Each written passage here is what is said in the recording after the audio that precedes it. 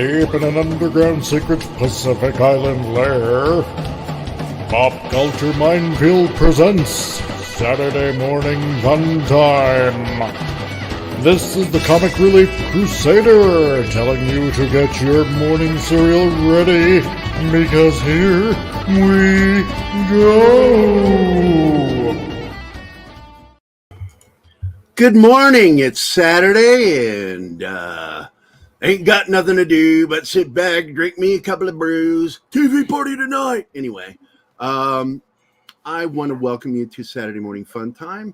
I have brought along with me some of the crew. Keith up there hiding behind the logo. Shanatsky right below him.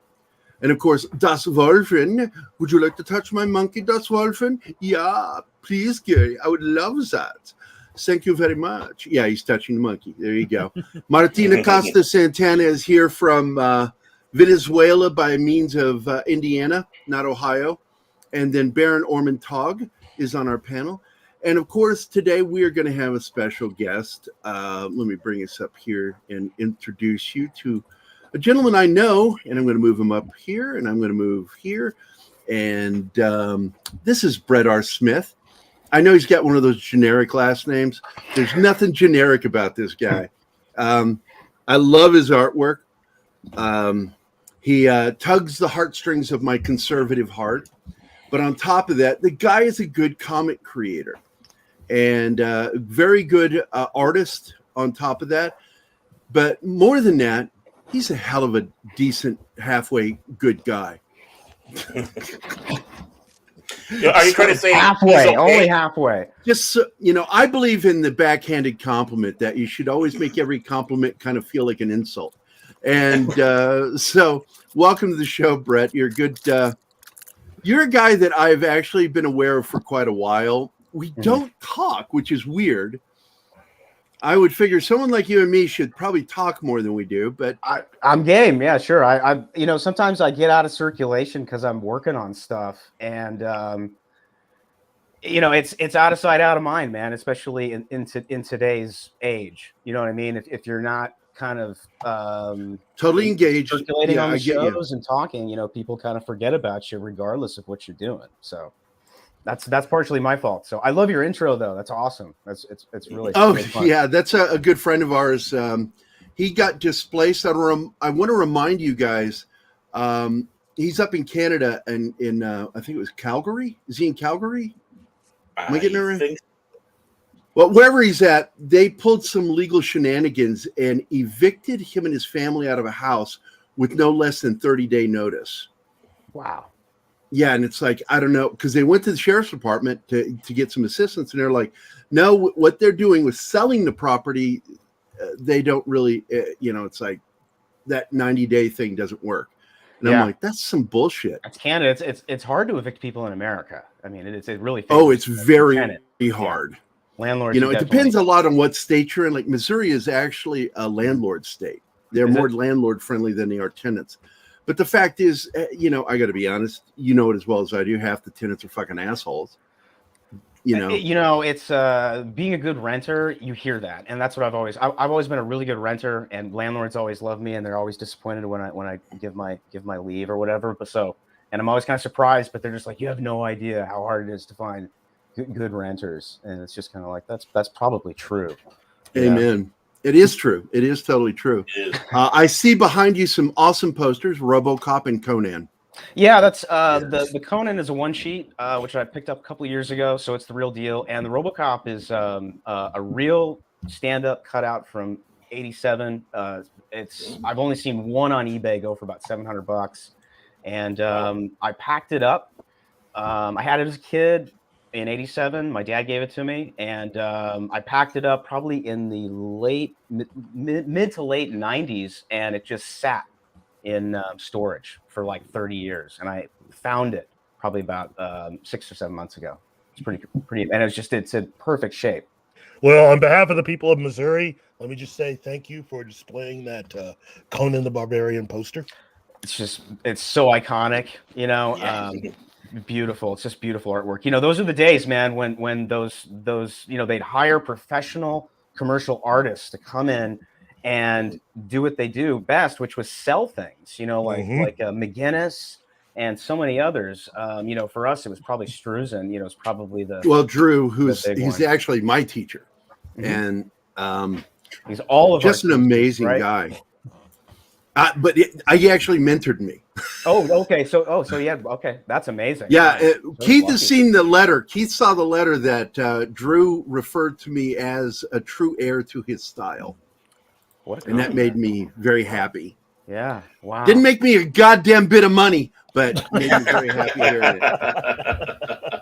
Yeah, it's fun meeting those guys, especially when they're good guys. You know what I mean? Drew is like the sweetest guy in the world, Brett. Let me tell you a quick story about him. I follow him on Twitter, and he's, it's just, that's usually his wife Dylan that does a lot of the posting. Yeah. And I'm as good a friend with her as I am with Drew. But Drew is such a nice guy. When he did artwork for Guillermo del Toro's Pan's Labyrinth, he sent my daughter a signed art print because she was so in love with that poster. And I told him, I said, yeah, the movie opens next weekend. We're going to go see it. Going to take Zoe. Zoe was 7 when the movie came out. And Drew says, well, we're going to go see it this weekend with Guillermo and the casting crew. So I'll give you a report back. So it was like 2 days later, I get a phone call, frantic phone call. Don't take Zoe. Oh my gosh. No, that is not for little kids. It's really kind of rapey. All right. He didn't say rapey. I threw that in there, but he let me know that it was very violent towards females. And really? That was not a show for my little girl. And it broke her heart. She wasn't allowed to see the movie for another 7 years. And but 7. I think just thinking about the type of stuff that we were watching when we were 7, and I think I saw Conan when I was 7, probably 7. Oh hell 8. yeah! Was it 82? You were 7 and 82. Well, I mean, this is stuff that's either on VHS or it's it's on HBO, Showtime, the movie channel. Those are the 3 that we had that were available at the time. There was 3 movie channels. It started out with HBO in the early 80s, and we had cable. But and that's where I saw a lot of this stuff, because other than going to the renting it on VHS, there wasn't any other way to really see it. But I got you. We were fortunate that a lot of that stuff was in circulation or syndicated, on HBO. And I mean, there's a lot of great stuff that just cable exposed us to, that we were either too young to see in the theater or look, man, I get it. Cable TV but it's like was to you RoboCop. what the internet is for kids today. Yeah.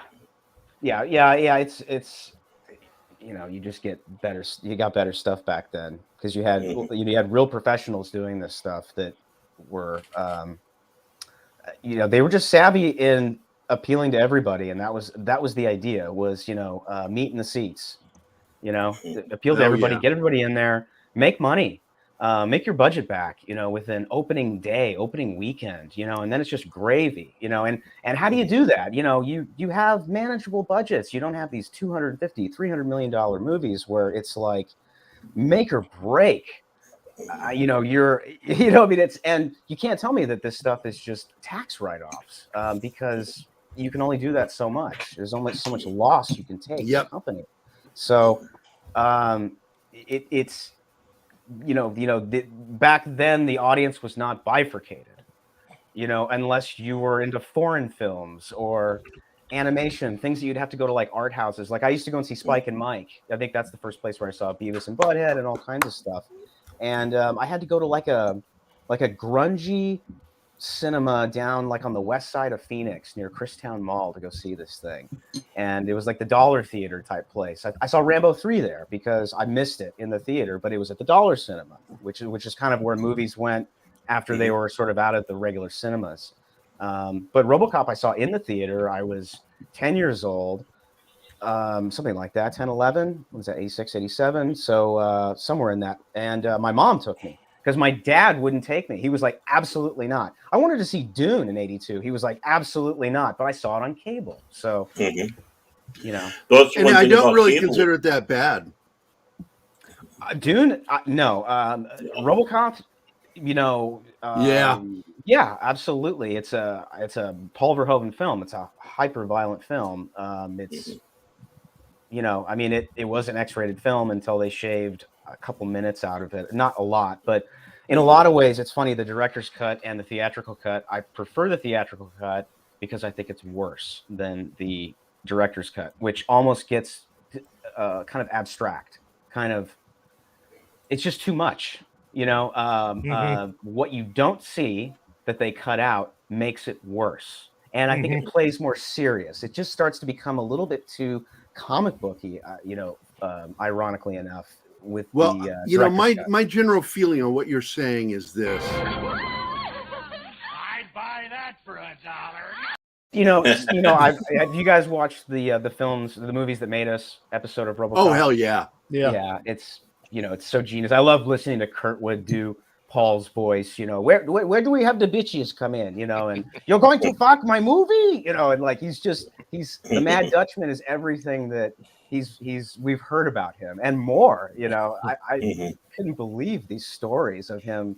You know, well, that's not my problem. You know, that whole thing, because that's where the you know, those little vignettes came from with I'd buy that for $1. Yeah, you know, but sometimes the studio coming in and being an objective eye, and where it's not about money, but it's more about, in this case, it was, hey, Paul, you know, we hired you to make an R-rated film. You're going to take this out and you're going to give us what we want. Because apparently he was like, I will not edit it. It will never be seen. Fuck you all. You know, like, they're like, no, you're contractually obligated to give us an R-rated film. And in a lot of ways, I think the studio coming in and doing that made it a more commercial film. It made it, made it a better film. So I still like Flesh the and Blood the other day. Have you guys seen this movie? Oh fuck yeah, it's on my favorite film list. It's so crazy. It's crazy. Yes, it is. It's insane. I mean, how do they attack him in the end? They fling bodies with the plague into the courtyard. I'm like, that movie is out of its fucking mind, but it's great. Well, it's like it went over budget. It went over. I mean, he shot a lot of film. Like, I guess that's kind of what he does. But I love kind of hearing about it in that movies that made us episode, and then going and watching it. It's free on Pluto right now if people want to watch it. I encourage people to see it because it's not a perfect movie. It's got a lot of problems, but it's bizarre. It's from the beginning to end. But I love the film because it's so weird and it's Paul good. Verhoeven. And I knew Rutger Hauer when he was alive. He was a wonderful person, and he says he would. You know, they're fresh off. I knew the James family. In fact, I did the official Brian James bust for the family. Great actor, such a great character actor. He's like he was like dangerous. Bruce McKinney, who shows up in a lot of Clint films. Famous Brian, Deliverance. You know. Brian and Rutger were friends, and along with because his best friend is Tim Thomerson. Okay, and because they served in Vietnam. And they came up through the industry and just stayed friends. And but Brian, when he was shooting Crime Wave, and I can't remember, I think that was in Ohio, but I'm not sure where they shot that. But he cleared out the bar of the Holiday Inn.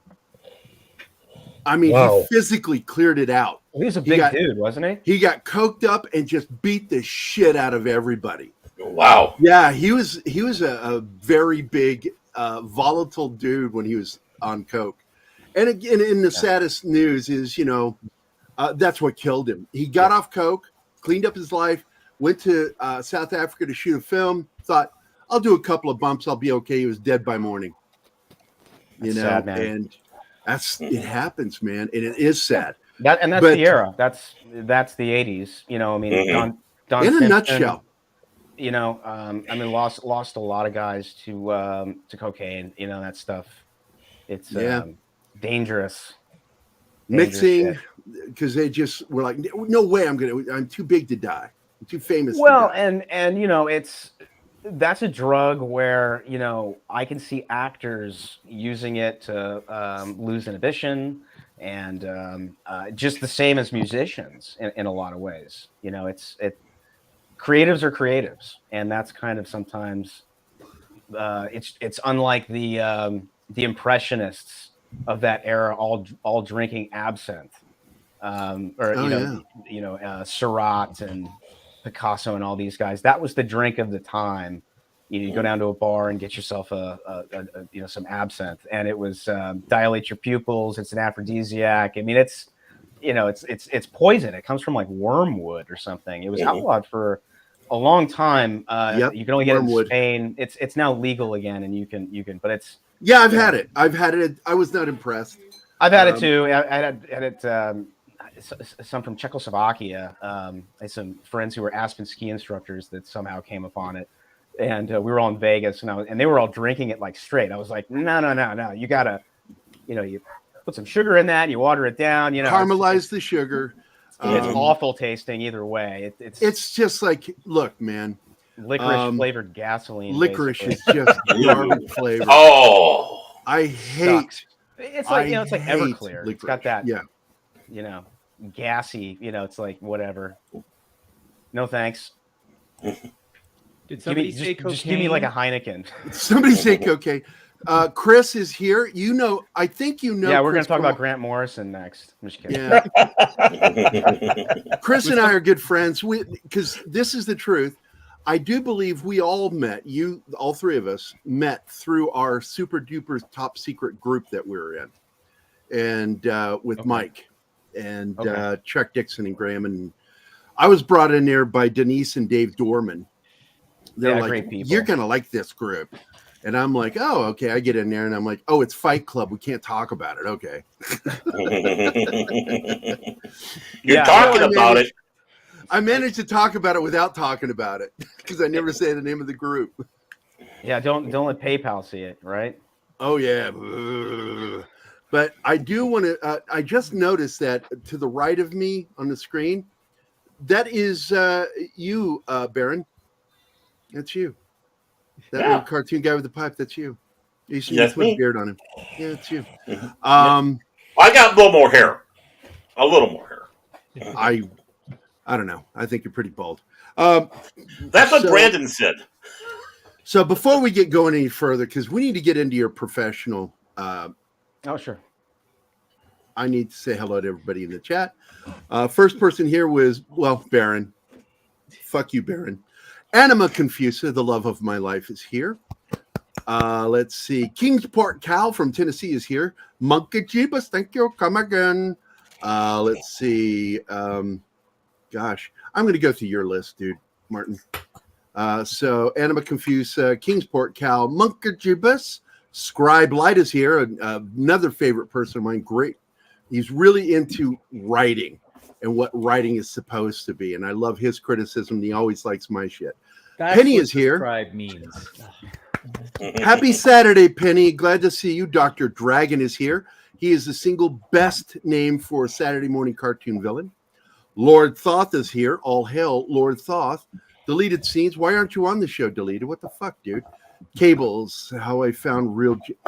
Shinatsky, what the fuck are you writing here? Is that a name or are you just writing a message? Yeah, same here. I didn't see that in the theater. That's one I found on HBO or Showtime. Oh, okay. Real genius, Val Kilmer. Martha Coolidge is on Twitter. She directed that. She directed a lot of stuff. She even directed the pilot for Sledgehammer. She's on Twitter. She's fun to follow. I was working at a 7-Eleven and we started renting videos at the 7-Eleven. And this is 87, 88, whenever that movie came out. And I just took it home one day because we could rent free films from 7-Eleven. So I took it home. I'm like, this is the greatest film I've ever fucking seen. It's fun. It's so much fun. Val is such a natural comedian. And, the first time I saw Val was in the theater with Top Secret. And my dad and my brother and I were the only ones in the theater. Wow. I've never had that happen before, but that movie bombed so hard. And it's one of those ones which I think is still really funny. It's a cult classic. It's Zucker Brothers. It's received cult status. People forget this is the people that did Airplane. So it's not like it's nobody. So I go back and I watch it, and it's a strange film, and the musicals are kind of what sort of take you sort of out of the picture, in my opinion. I'm not quite sure how that Well, they expected that to work. But wait a second. Hold on. Before we go any further, but the rest of the humor is so funny. I mean, two lines from that film that stick in my head to this day is what's your name, Hillary? What does that mean? She whose breasts defy gravity. What's your name? Nick. My dad named me that after he cut himself shaving. But that is actually my favorite Zucker brother film. Actually, it's one of mine. I love that film. It is great. It's great. But I need to get back to greeting our audience. Wajid Leakey is here. War Monkey. If you want a monkey in your battle, you want a war monkey. I'm telling you that right now. Bill Barkley is here from Scotland. And, of course, my good friend Zach's, a.k.a. Kyle. Yes, Zach. Sledgehammer was a TV show, which is also streaming somewhere. That's where. It is streaming. Fun show. We loved it. Because my dad introduced me to Police Squad, and then obviously Naked Gun came out. Did you watch the TV show? Yeah, it was on like one of these weird 45. It was called Channel 45, and it was on the UHF, and they would show it sometimes on like weekends. And then we also had a local TV station, KPHO Channel 5, that would also show Godzilla and Kung Fu even stuff, when and I then was sometimes a kid, Police Squad, and then like you lived in Phoenix. Yeah, right? yeah, and then that channel was also Midnight Movies with Elvira and all kinds of weird stuff. You had a good childhood. You had a really good childhood. We were all unsupervised. That's how we could watch all this stuff. And a lot of us had, as you got deeper into the 80s, that one TV that everybody had in the late 70s, which was usually the family room, turned into like 2 or 3 TVs. TVs got cheaper. And I ended up getting a TV in my room, this little 19-inch thing. And that's what I watched all these movies on, was this little 19-inch TV in my room. That's how I saw heavy metal. I looked in the TV guide and I saw it. It was on at like 1 a.m. on Cinemax, and I was like, "Oh, I'll just stay up all night and watch it," And my parents are way down at the end of the hall. They're not going to hear anything, Wasn't that a great movie? Well, I just think it's kind of like Gen X. We were just unsupervised. We had very little adult supervision, and therefore we had kind of all this freedom. And the cable, the movie channels, along with MTV, I think was just huge cultural. Well, things. Having grown up there in Phoenix myself, I remember Channel 5 because every Saturday they would have a sci-fi horror film on. Exactly. And that was where back in 71, I think it was 70, they showed Doctor Who and the Daleks. Yeah, that was my first experience with Doctor Who, was with Peter Cushing. And the Daleks freaked me the fuck out. Like, why are they talking like that? Yeah. I had Tom. What was the scarf dude? Tom Baker. That was my Doctor Who. Yep, mine too. And I'll be honest. Did you get Wallace and Ladmo? Did you get absolutely, dude? Yeah, that was my favorite show growing up. Watching. I've got that book my uncle bought me. They did a 25th anniversary book, which was sold locally. But I mean that's one of those things where, if you're not from the Valley and during that time, 60s, 70s, 80s, you probably wouldn't know what Wallace and Ladmo was. But my dad was the show. My dad was on there as a kid in the 50s. I was too in the 71. He was with his Boy Scout troop, I think, and he got a Ladmo bag. So yeah, fucking cool. Ladmo is the shit, dude. It was a great show. It was fun. I one of the very first political arguments I ever got into was with Pat McMahon, who played Gerald and Captain Super, and he's a huge lib. And when I started kind of getting political in my early 20s, this is probably like, 2000. Somewhere in the 90s. I called into a radio station that he was hosting, and we were arguing about Bill Clinton because impeachment was going on and stuff at the time. And I think I called Bill Clinton Arkansas trailer trash, and he was. Oh my God. I had heard my dad say that. I think that's where I got that from. So. Your childhood is a lot like mine, where we discovered a lot of these movies on. We had HBO, Cinemax, and Showtime. We didn't have the movie channel, and of course the video store. That's where I found Transers, which got me into Tim Thomerson. It's like how wonderful he was. I discovered he was in Quark in the 70s. I'm a big fan of his characters. A person who had both sexes in his body. So he'd go, "Yes, sir. do I need to do that? It's so fucking funny. You just like slip into that character. It reminds me of what's that movie that Steve Martin and Lily Tomlin did where they were merged? Oh my God, yes. The Man with Two Brains. All of Me? No. No. All of Me. Yeah, all of me. Saw that in the theater with my mom. You just made me think of that movie. That's a crazy movie. We got to revisit Man with that. Two Brains was the one where he played the part of Dr. Huffar. Yeah. Yeah, you know, something else I just watched recently which I've never seen all the way through was Dressed to Kill. Brian De Palma. You know, and I was just kind of like, oh boy, wait until the trans community gets a hold of this fucking movie. Woo! Angie Dickinson. They won't. Woo! They won't. And I hadn't seen it all the way through. None of them watched it. What's that? They won't because none of these people watch anything before that's more than 10 years old. Yeah. It's sad. I interviewed Robert Davi recently, and I was talking to him about for his My Son Hunter film, and we talked about a lot of things, Goonies and Bond and all kinds of fun stuff. But I said, it troubles me, this lack of curiosity with younger people about older films and where modern directors get their influence and their inspiration, because they're copying somebody, and even De Palma and Lucas and Milius and Zemeckis, those guys were copying people too. Yeah. It's an amalgam of all you want to talk about appropriation, that's called art. De Palma considers himself the heir to Alfred Hitchcock. Yeah, we're talking Verhoeven, Basic Instinct is a love letter to Hitchcock, and it's a brilliant film. It's a brilliant film. I love Basic Instinct. I think that movie does not get enough respect. And I just love how unlikable Michael Douglas is. I just find it fascinating because it taps into what Hitch said one time, which was Americans like characters that do their job well. They have respect for them, like Norman Bates. It doesn't necessarily mean that the protagonist has to be likable. Han Solo is not really a likable guy in A New Hope. And that's part of what we like about him. It's part of what I preferred Jason in G-Force. He's the Han Solo, he's the guy you're not quite sure about, but that's what makes him mysterious and interesting. That's what made Wolverine interesting, on the Miller Claremont run, which I think is the greatest run of all time and premiere run. Preach. So this is something that I'm really interested in, because I have this argument with other screenwriters who think that every protagonist has to be what relatable means likable, and if someone's not likable, then it's cathartic to do bad things to them.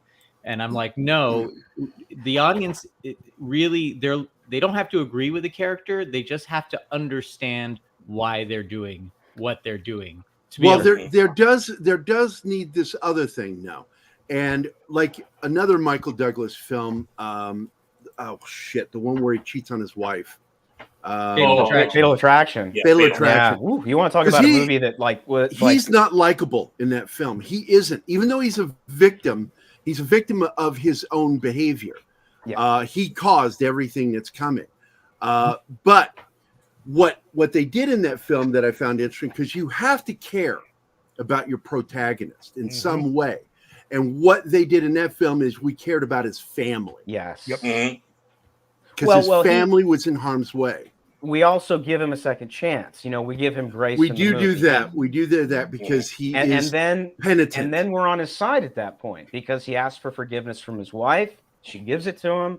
And he's gonna play by the rules, and he's gonna be a good guy, But at that point, when it escalates, two things happen. He's reunited with his family, and he becomes the character that we want to follow now and care about. And then she ratchets it up to she turns it up to 11, dude. Does she go to 11, Mike? Yeah, this one goes to 11. Well, that's like almost the mirror opposite of what they did with Road to Perdition. Tom Hanks is a likable guy. Kind of. But in that particular film, though. Don't you think he becomes a likable guy, though? I think that's kind of more. Well, not for that movie. What it is with that film is that they present us with someone who has this incredibly lovable, likable family, right? But you're made to also eventually understand what he actually does for a living. And so while you do fear for his son, ultimately what happens in that movie is really everyone gets their comeuppance in the end. Everyone gets what's coming to them because of all of the bad stuff that they've done. None the of whole these karmic people, payback plan thing. everyone in that film, with the exception of his son, is someone that has done a lot of bad things. And the thing about Tom Hanks's character in that film is that he did everything he was ever asked to do, and his job was to kill for a living. So, you know, no matter how much we may feel for Tom Hanks, we're really empathetic because of his family and what happened to his wife and his other children than for him. So I think he also what makes it also a somewhat of a redeeming arc for his character is that he's forced to be a father for the first time. I mean, because it's all his son has. So he's got to be a father. He's also got to be a protector. He's got to get out of town. And so in that sense, that kind of awakens things within him that I don't think he knew he had inside of him, as far as empathy and showing some compassion to his son, which comes very slowly. But and that also is kind of a contrast with his relationship that he has with Paul Newman's character. Paul Newman's character, he is a dad. He has tried to be very involved. Yeah. But part of it is because of what he does. He runs a crime organization, and how really the you could say the karmatic sin of everything that they've done up to that point is part of what really, I think, creates the tragedy of that film. Because you have his son who's become completely, well, now I'm giving too much of the plot away, but I mean, it is it's an old enough film. It's an old enough film. We shouldn't worry about that. Blood is thicker than water. I mean, that's kind of, you know, I mean, as much as Tom's character is more of a son to Paul Newman than his own son is, at the end, and as much as he's a father figure to Tom Hanks, and there's that father-son relationship there, as close as they are, as bonded as they are. He can trust Tom more than he can his own son. Yeah, Daniel At the Craig. end of the day, he's going to pick his own son, you know. And you know, I think probably the first time, and it's got to be the first time I saw Daniel Craig, and you know, he's such a chameleon in that movie. You bring that movie up to people, and they're like, "What?" I'm like, "Yeah, that's Daniel Craig," you know. And they're like, "Wait a minute," because there's no British accent there. He's got the haircut and everything, and he doesn't occupy a whole lot of the movie. So and there's also Jude Law. I mean, that film was way down with talent. Yeah, you know, Gattaca was the first time I saw Jude, which is just an unbelievable movie to revisit. I did a Political Punks episode on this about a year ago, and we watched and we talked about this movie, and you know, just it's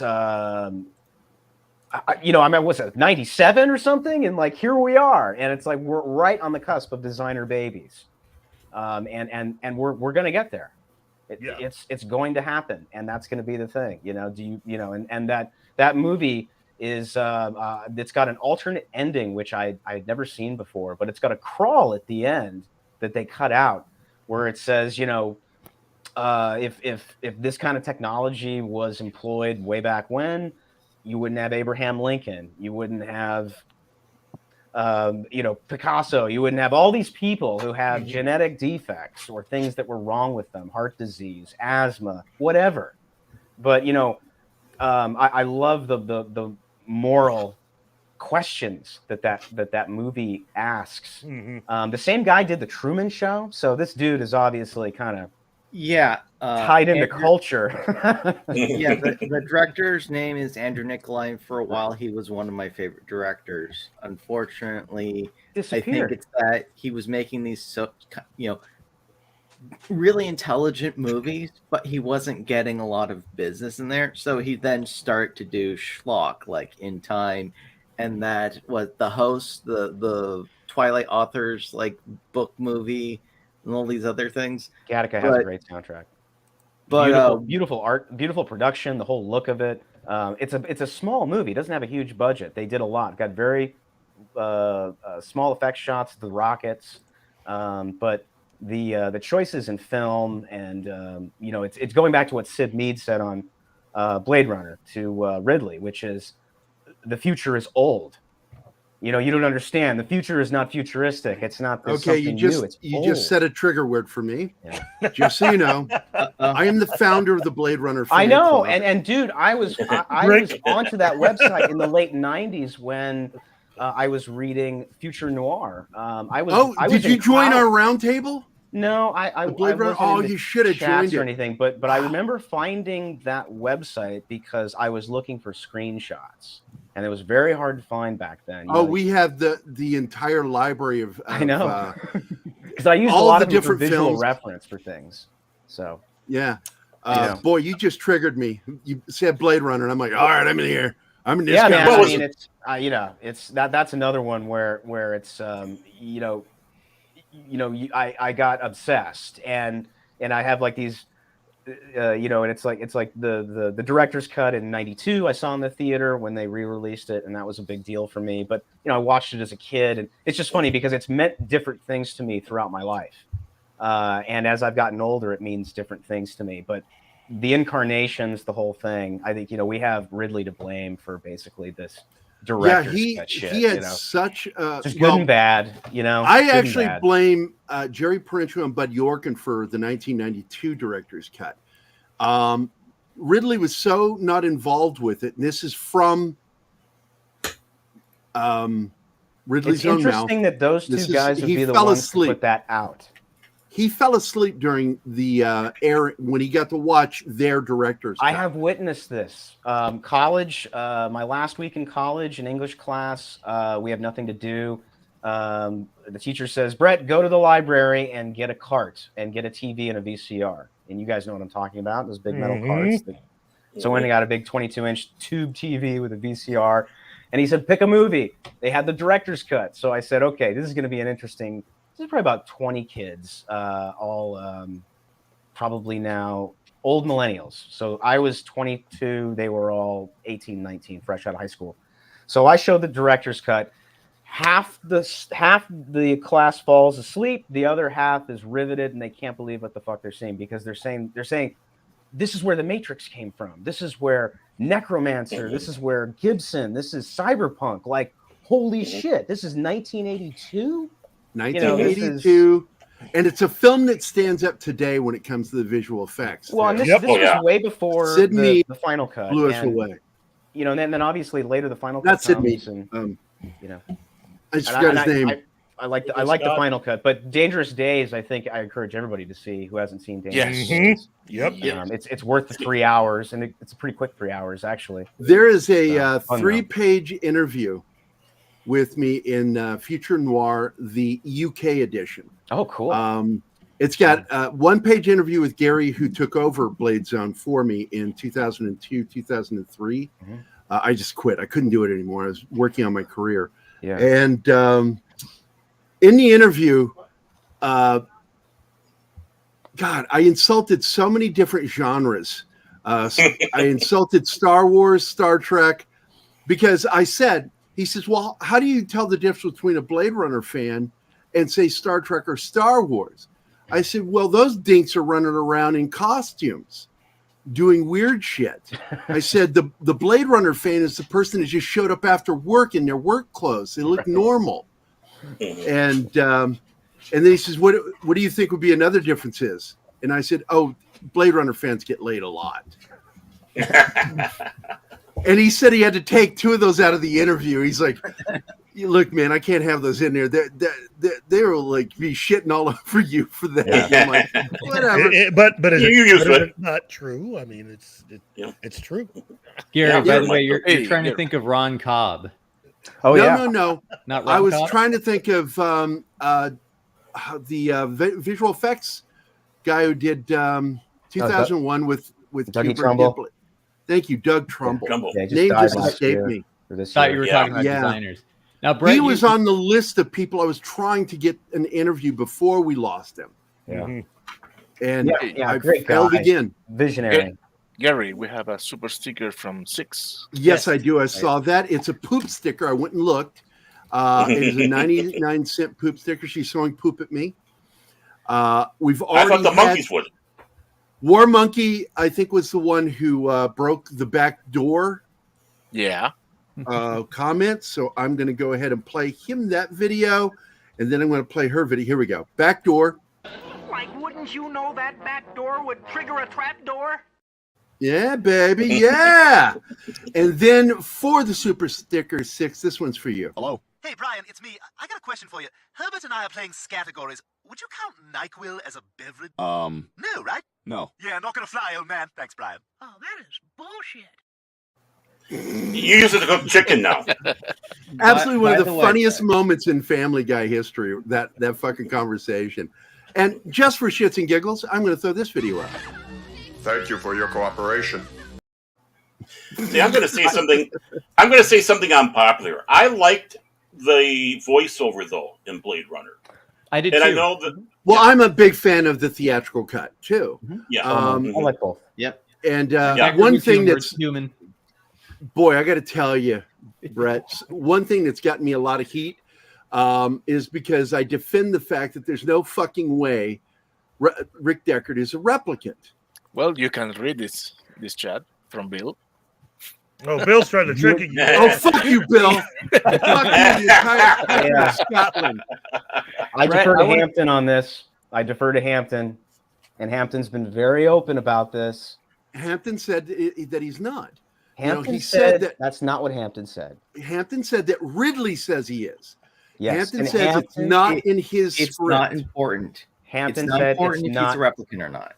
It's not important. It is in the it's- structure of storytelling. because this is again where things do not. I don't need to know Wolverine's real name. I don't give a shit. I liked it. It's Logan, and whatever that means, whatever that is, who knows? But I don't need to know his full name. I love the mystery. I don't care where Rick, if Rick is a replicant or not. The not knowing is what I love. I love the ambiguity. I love the fact that it's never really spelled out to you, other than the fact that there is a shot where mistakenly his eyes get lit up with the pin lights behind the camera. No, they did it on purpose. Ridley, okay, Hampton stated in the interview that I heard that it was never in the script. It was never intended in the script that he or David Peoples worked on. Hey, Mrs. Barron. Oh, hello, Mrs. Barron. Brett, you're never going to hear the end of this. I know, and we're just gonna have to move on. I'm just gonna have to say let's move on to Let comic bygones stuff. be bygones. Can't we all just get along? But I really do think that there's something. Are we fighting today? To what Hampton said. I love Hampton's kind of attitude as being the writer is sort of like. Well, he has a relationship it doesn't with matter, Ridley. and the He's fact not that going to. there's mystery He's not there going to is argue the more point important. with his relationship with Ridley. We know that. David Peoples doesn't give two shits. I want to interject with something here, just because with my own movie, a new review just came out from a YouTuber, and his interpretation of my movie was so far off from what I thought I was doing, but I absolutely loved it because of exactly what you're talking about, Brett. It's not. The communication between the artist and the audience, there should be something that transmogrifies in there, and it does take on new meaning. I particularly, again, not going to bring up the Deckard personal, issue, don't you think? Well, it should be personal because this is the problem with modern entertainment. And there's another thing that you said about it, which was just like Gattaca with telling intelligent stories on a lower budget so they have a chance to be successful to a smaller audience. But it's just everything right now is just validation fantasies essentially. We're not seeing real stories, and like you said, they're not looking at the past. They're not getting the material that is needed to do the remixes that is what creates new art and how they engage with it. And that's really what I love, is when the audience takes their own experience and uses it to interpret what they've seen, and then it becomes something useful to them, not what they need, like Alan Moore says, which I think is a very pretentious take. You're not giving the audience what you need, you're just giving them something that might be useful to them. And if you do it correctly, then that's it's like a kind of fusion, and that's what I love about filmmaking and art. and it's giving you something just to kind of gnaw on and think about, and movies like Gattaca and Blade Runner, they occupy your mind sometimes for weeks and months. You just drift into these daydreams or whatever, where you're thinking about a scene or thinking about something like this. And I just think that without Hampton and Ridley and everybody doing what they're doing on all the cuts, we wouldn't be talking about it like this. And everybody here has a different opinion as to what Rick is. And that's what I love, is that there's this ambiguity and nothing is set in stone. Even if Ridley says so, people are just like, F him. The artist is the worst person to ask. The artist is the worst person to ask because they can't get out of their own way. Thank you. That's exactly. I think that's what Hampton said. Because the question with Deckard is a human or not gets you to think about what is it that makes us a human being, and that's the important point of the thing. And isn't that kind of replicant or not is not as important of what makes us human or not.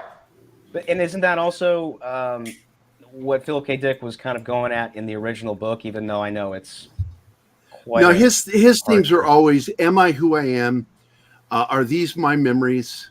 And because he had mental problems, and that was what he wanted to write about, is the things that were messing with him. And he turned it into brilliant science fiction. In Blade Runner in particular, they tried to do that to him. And it's one of the few times where you see the character, steps back for a moment and then goes, no, wait a minute. And then challenges them and comes to find out one of the best moments in the book, that he's in the middle of a police precinct that is populated by nothing but these androids. They all think they're human. And he realizes, holy shit, I'm not in Kansas anymore. Right. Ex It is, Machina and they put plays it in with the this game. idea too. Did you guys see that movie?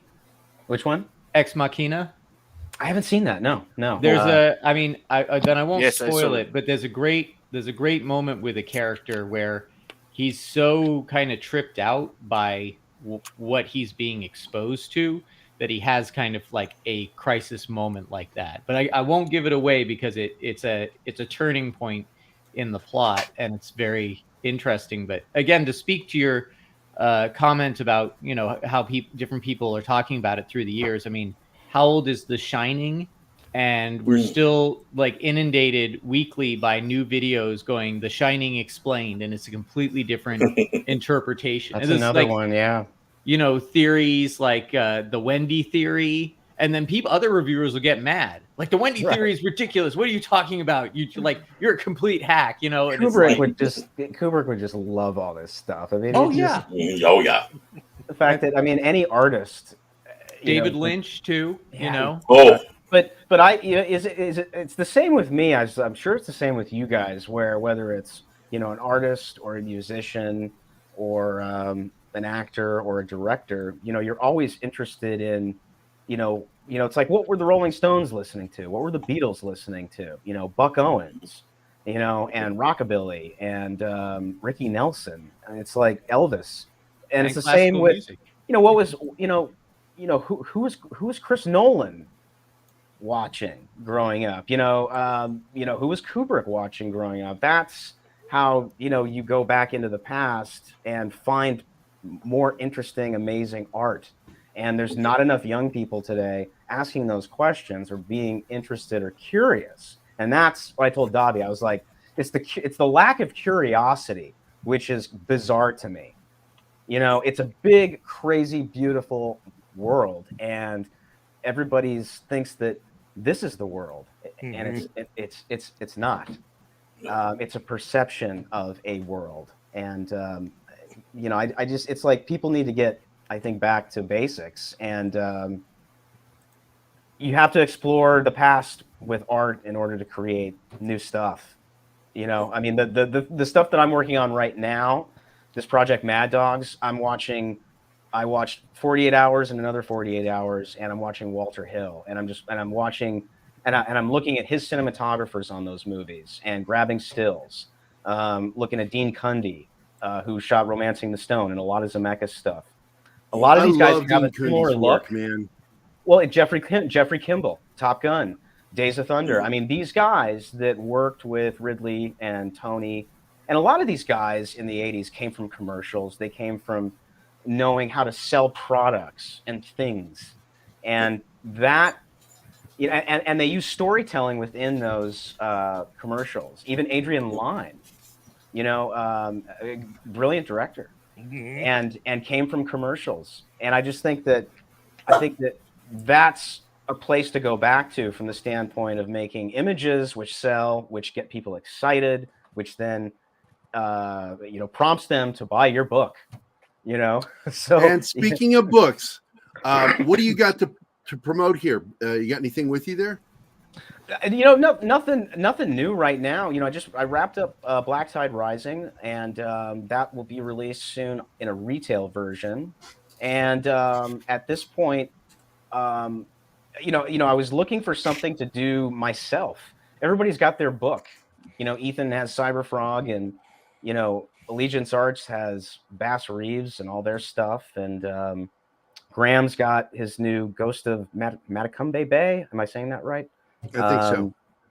He's got, you know, I mean, everybody's kind of got their thing. So Chuck and I were talking one day, and I asked him what was the status with Mad Dogs, because this was something that was created back in the late 80s, and a French publication reached out to Chuck back in the late 80s and said, we want you to create a 3-issue comic for us, and we want something that's similar to your 80s cop genre, your buddy cop movies, vigilante, you know, Dirty Harry, Death Wish type thing. And you know, Chuck went away into his office like he does, and probably banged this thing out in about 2 weeks, which is normally his turnaround time, and turned it into him, and they were absolutely appalled. They were disgusted. They were offended, and they thought that it was just the craziest thing that they had ever seen, and they weren't going to publish it. But they paid for it, and it was done. So he shopped it around, and Eclipse Comics published it. They did a very small print run. They're very hard to find. I think you can find them on eBay here and there, but it was in black and white, and you know, it's very indie. And you know, Eclipse did a couple things. They did Miracle Man, I think they did a couple things back in the day. But anyway, so I found these on eBay, and you know, I bought them, and I just kind of took a look at it, and I said, you know what, this has such a small print run, and nobody's seen this before, and it could use some color. We should take this, and mind you, I had just finished my IDW Rocketeer hardcover, which Laura Martin colored. I don't know if you guys have seen this, but took all of Dave's original stuff, compiled it into one beautiful hardcover. Laura Martin, who's probably the greatest colorist of all time in the comic book business, she colored the whole thing. They've got all kinds of extra supplemental stuff at the end, sketches and covers, and you know, all kinds of behind the scenes cool stuff. And I just thought, you know what? I said, I want to do this with Mad Dogs. I want to give this the treatment that it really deserves, which is it needs to be colored, it needs to be cleaned up, and it needs to be collected and put into a beautiful trade paperback. And I just thought, you know, there's no other book that's more perfect for me. It's a literal throwback that I can reintroduce people to fresh. And so I just said to Chuck, I said, why don't we do this? I said, I'll color it. You know, we'll finish it up. It'll be 3 issues, 90 pages. And I said, we'll have it all done by the time we launch the crowdfund. And so we'll basically just be taking pre-orders because it'll be done. Yeah. And he said, yeah, let's do it. So then I had the idea, well, why don't we do a new issue? You know, why not make it 120 pages? So I said, well, okay, let's pick up where you left off. Let's do another 30-page story, and let's keep it in the late 80s. It'll be a much better cat and mouse game. The crooks will have the entire upper hand like they did back then. There's no technology. There's no phones. There's no cameras everywhere. The crooks have the advantage, which is the best way to have it. You know, your protagonist is basically outmatched and outgunned. But these are the Mad Dogs, and they do whatever they want. They are the Dirty Dozen of cops, and they're like the 7-Ups, man. They're like Dirty Harry. They will bend the law, break the law, whatever they have to do. I'm using the tag that you don't assign them to murder cases, you just turn them loose. And that's kind of the attitude of the book. And so Chuck said, yeah, let's do an extra issue. And I'm trying to figure out how to do that, whether we do maybe a stretch goal with that in mind, or if we actually just kind of price it in. So that is the next question that needs to be answered. But this is something that Chuck and I will own, and we'll continue on with more issues. And I think that kind of given where we are in America right now with crime and lawlessness and DAs that look at perps as the victims, and there's this attitude of not giving a shit about people that want to live in a safe, quiet neighborhood. Now, this artwork is from this, isn't it? Yeah. This is someone. This is one of the Mad Dogs. This is Deputy Kroll, and he's a real badass. He's a lot of fun. People are gonna love this guy. So he's kind of the muscle, not too smart, but he's a real badass. It reminds me of Alex Karras for some reason. This is Victor Toppy. He was a South American artist Chuck was friends with. He's no longer with us, passed away in the early 2000s. And so I am looking for a new artist. And there's a couple guys that I've reached out to. Staz Johnson is going to do our cover, a new cover for us, which will be fun. And tried to get Staz to do interiors, but he's just too busy, unfortunately, because I think his style is sort of what I'd like to continue on with, something that's a dated, kind of organic 90s look. So it'd be fun to find somebody who actually maybe works traditional. So, because even the lettering in this book is all traditionally done, and there's something really cool about it. And I was thinking, do I want to have this relettered and have it all look nice and slick and everything? And then I just said, no, I'm just going to leave it. And even my coloring, I'm doing a much softer rendering to everything, so it looks like kind of like markers. But still doing my thing, which is emulating cinema and trying to add as much smoke and atmosphere into every scene, so people will look at it and say, "Wow, Tony Scott should have directed this or something." Right. So I mean, that's where my influences come from. I look to film, and when I saw this artwork, I was just thinking to myself, it's not exclusively black and white artwork. With choosing good colors and not stepping on the artwork, letting it breathe. It can look really good, and it can have an organic feel to it, which I think people will really enjoy.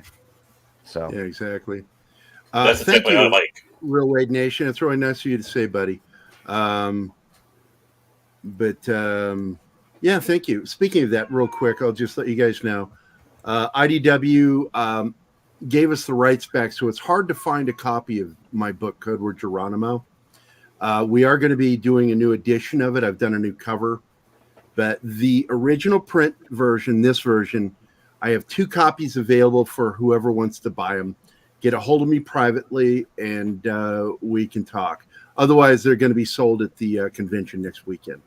That's like me and all the Devils Do G.I. Joe stuff I did. It's completely out of public. I'm so irritated right now because I have not gotten one copy of the G.I. Joe cover. Not one. Really? I keep bugging IDW, like, where are my freaking copies?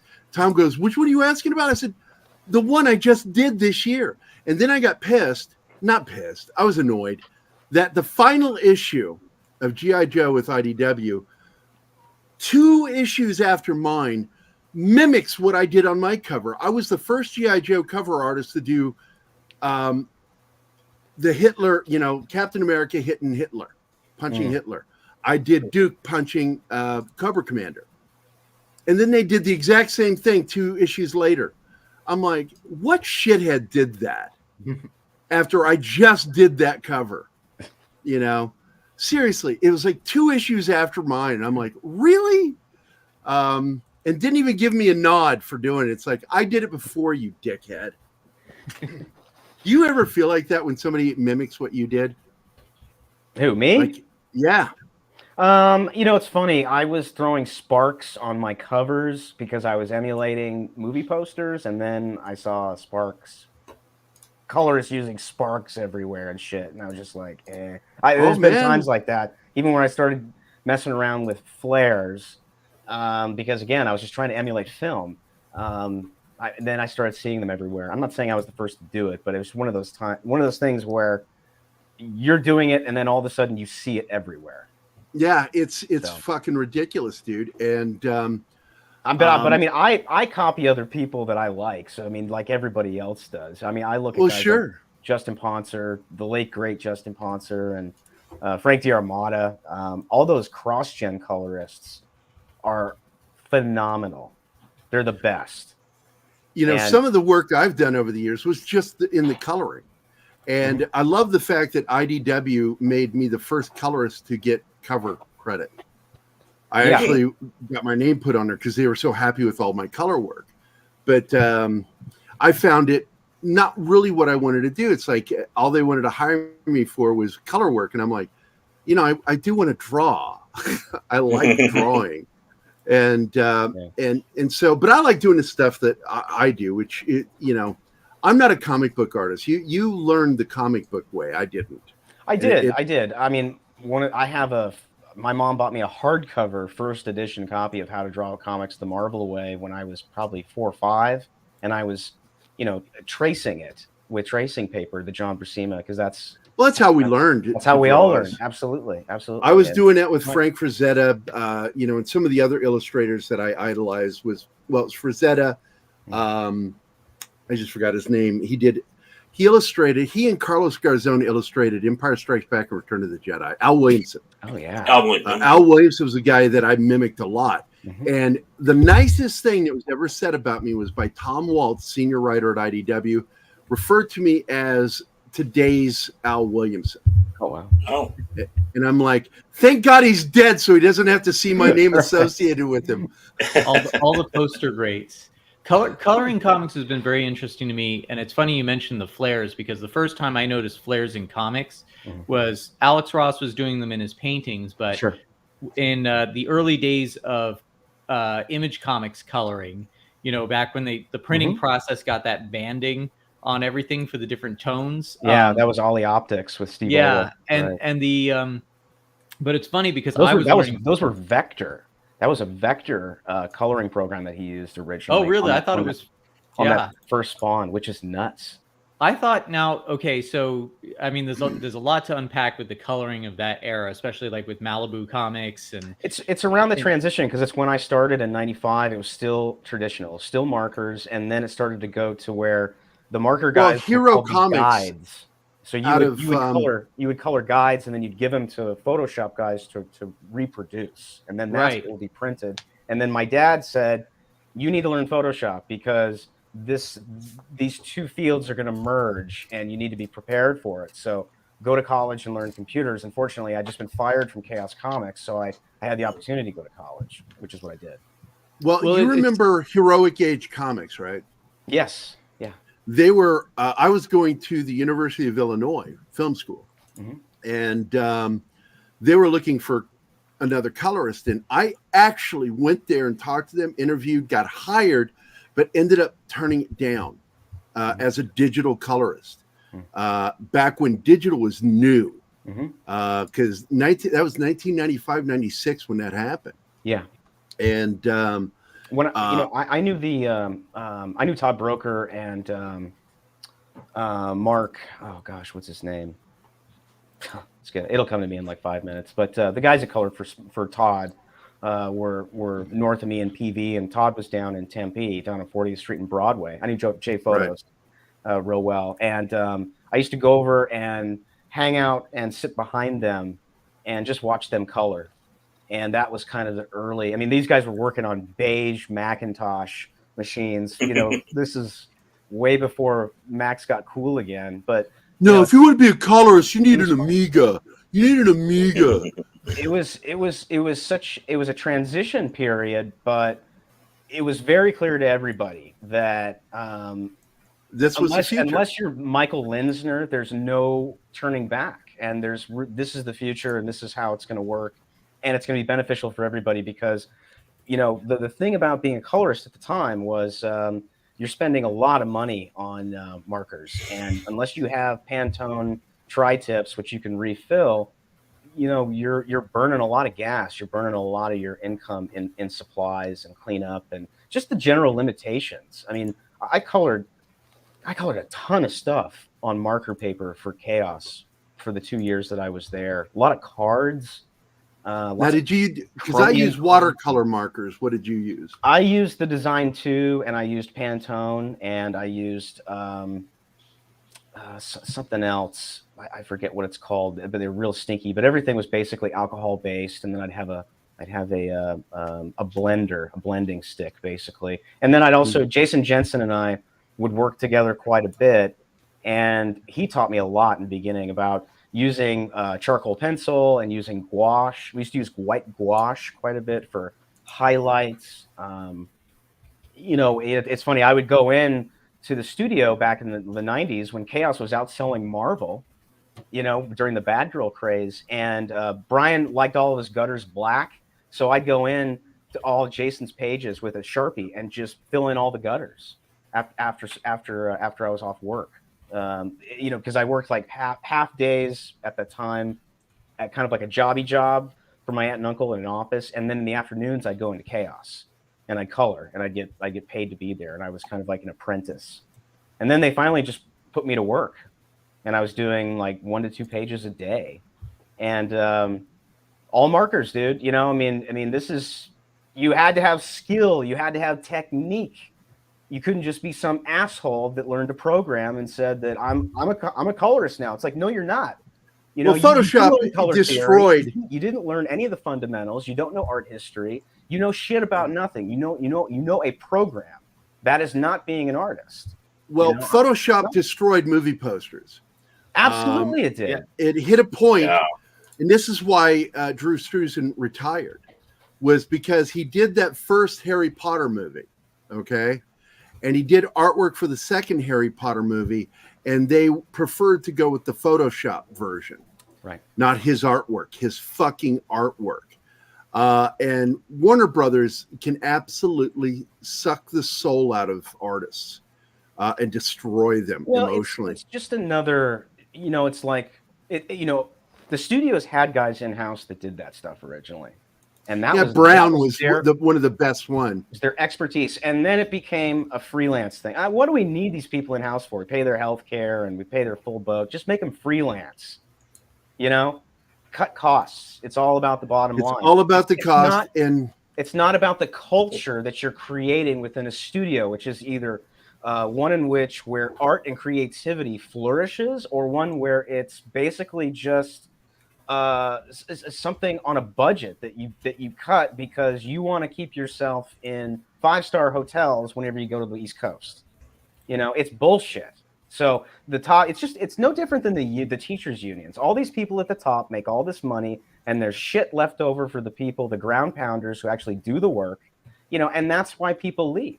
That's why they don't invest their lives in Hollywood anymore. It's the same with Marvel and DC. There's nobody in editorial that wants to be there for the next 10 to 15 years. They want to be there for as long as it takes to get into the movies.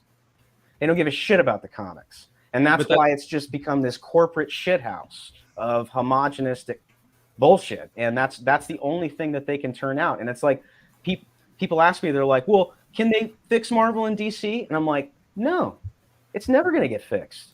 Because the people that are there don't see a problem. Well, what incentives are there to fix anything? What, they make money hand over fist? Kinda. It's real hit or miss these days. Well, it was said but people are so thirsty for anything. That's the sad part. Is people watch this stuff. Well, this and is like, reminiscent of like, the no, Eddie it's Murphy. Not. You're not. Well, you have no obligation to say it's good. You don't owe them anything, right? You know, but Brett, people are so thirsty. Eventually, Brett, go back to the Eddie Murphy joke. Okay, remember how he described the guy starving in the desert eating a cracker? Yep. He goes, "This is not just a regular cracker. This has got to be a Ritz." That's how starved we've become with entertainment. Goddamn, that's the best goddamn crack I've ever had. Yeah. Yeah. And then Josh Becker, a director buddy of mine, film and television, he worked on Hercules, Xena, and all that shit. He said this, about Hollywood in general, is that Hollywood is a shit factory, and the king of the shit factory is Steven Spielberg. He says, and every audience member is now a connoisseur of shit. They now know they've been eating shit so long with movies that they can tell the difference between good shit and bad shit, but forget that it's still shit. And even though I don't completely agree with him on everything he says, I really did agree with him on that sentiment. Yeah. I think that there's definitely look. I think like everybody, Steven had his day, and Steven is. He hasn't made anything good since the 90s. This is the problem is with all these guys. Every single one of them, really. I don't know if any of them. Milius might be the only one because he's such a freak. He's such a freak of nature. Well, Milius hasn't made anything since Rome in 2005. Well, and that's the stroke. I mean, he can't communicate. So it's, basically, it's like Steven said. He said it's the worst thing that's ever happened to any one of my friends. He said he's the greatest storyteller that this town has ever seen, and that's true. He's got more scripts produced than anybody, and he's, like I said, he's just sort of a freak of nature that comes around maybe every 100 years. He's like a Homer. Yeah. I mean, Milius is one of those guys. He's a god to me. He's just one of those guys that is about the yarn. I mean, it's like the campfire, and the story is repeated throughout generations. I mean, he's no different. He's the only guy that was able to tackle Heart of Darkness and actually make it better. Well, that's the funny part, because Coppola, in an interview. But my point being, all of those guys had their day when they were young and hungry, and they had piss and vinegar, and they were going to go and show these studios what they were made of, and they did, and they made the defining films of those eras, and they are the last of the auteurs. And I just think that when you get success and fame and money, and you get a family, if you guys ever seen Rush? Great, maybe the best Ron Howard movie, the most un-Ron Howard movie. But it's Niki Lauda was one of the greatest Formula One drivers of all time. Yes, that was gets a wife, this beautiful model wife, and then all of a sudden he's got something to lose. So that screws with him when he's out on the racetrack. He's not the same guy that he was when he was single, when he didn't have as much to lose. Now he has something to lose. All of these things will impact an artist, whether you're a colorist, a director, a musician. It's all going to have a mental. It's a game. It's a mental game, and I just think that these guys come to a point where maybe they're better producers. Maybe they're better at going out and grabbing the next young gun and bringing him up. Michael Mann's done this with a couple people, like Peter Berg.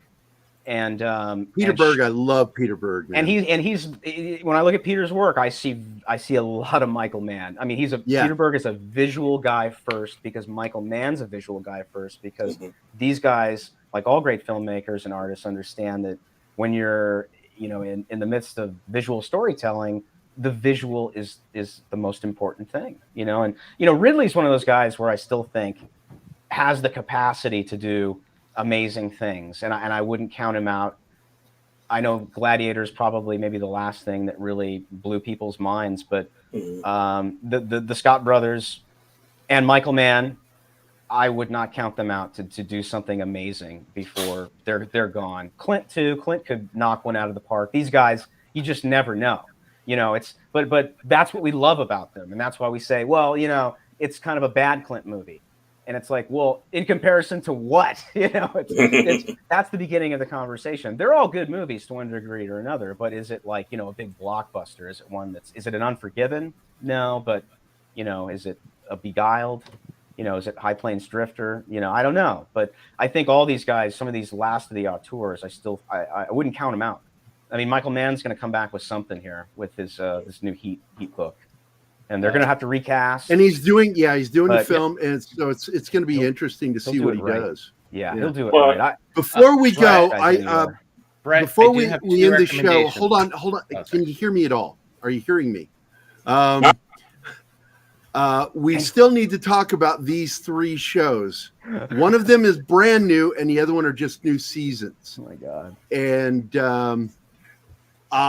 Keith was supposed to talk about Pennyworth because I'm not watching it. I lost interest in that show. I don't. Other than the fact that it's a period piece, I have no interest. I don't give a shit about Alfred. You know. Well, I took a scene from Alfred's living room with all of them watching TV, and when it flips to over their shoulders what they're watching, I have them watching Batman 66.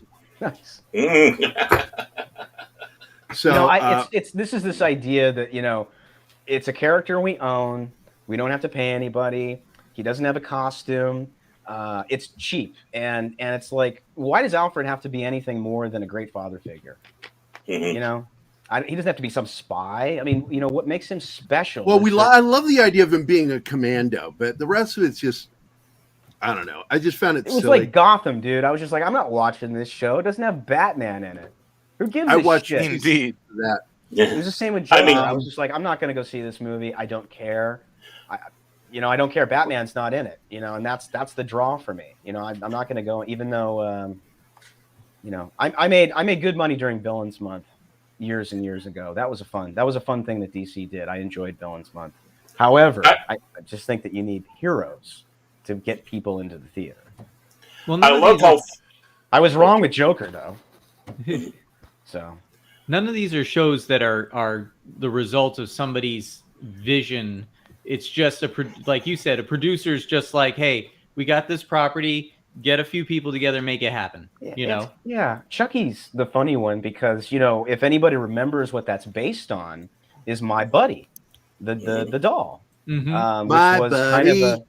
It was a Cabbage Patch alternative for boys because not a lot of boys were into Cabbage Patch. That was a girl thing, even though they marketed them for boys. But there was the My Buddy doll, which is a little bit bigger and he was a little bit tougher, and you had these overalls. I mean, that is what Chucky is based on. So in a lot of ways, that's kind of a cultural thing. And so when I look at it now with the hair and everything, they're like trying to update it. But like, if they really wanted to do something cool with that character, go back and do a period piece in the 80s and make it even closer to My Buddy.